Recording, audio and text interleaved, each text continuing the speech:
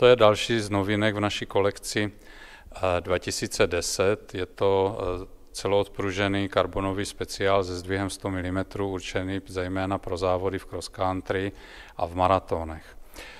Výhodou tohoto kola jsou všechny technologie, které používáme i u ostatních celokarbonových speciálů, to znamená pyramidová hlavová trubka s masivním rozšířením v oblasti spodního ložiska s průměrem 1,5 palce pro maximální tuhost, torzní tuhost přední části rámu.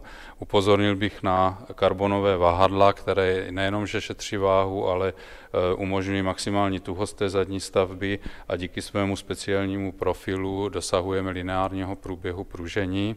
A v poslední řadě bych upozornil na celokarbonovou zadní stavbu, která je řešena asymetricky, včetně celokarbonových postmount úchytů pro diskovou brzdu.